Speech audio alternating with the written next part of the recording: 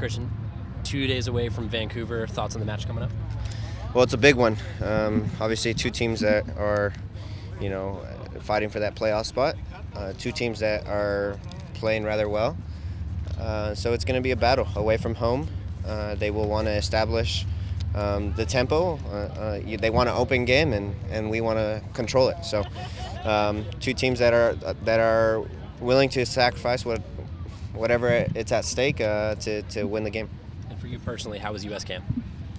It was great. Obviously a good, young, energetic group of guys that have the confidence to play and to go out there and compete. Playing against Brazil and Mexico, those two big-time teams. At the international stage, and it was obviously an honor to go in there and even play in 10 minutes. Have you gotten much clarity on your role as far as the national team, like where they want to deploy you, where you'll be tactically and stuff like that? Not sure. Kind of brought in as a right mid, center mid. But the future of U.S. soccer is kind of up in the air, in terms of not having a coach at the moment. So, my role, I guess, if I continue to play well, I'll be getting called into camp. So, I think they're happy. Dave has been incredible, and they're good people. So all of them are awesome to be. It's awesome to be around them. As a young player, what is it like going up playing against a guy like Neymar and a guy like Firmino against Brazil, some like really high class world players?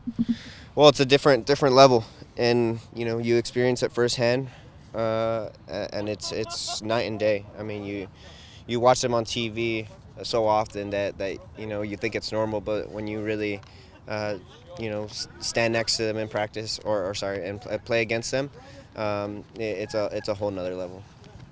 How nice was it to get that win over Mexico? I mean, we were thrilled.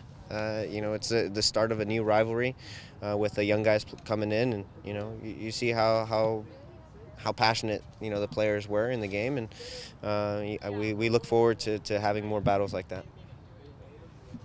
Are there any guys on the team that you bonded with, became friends with, played Fortnite with? So.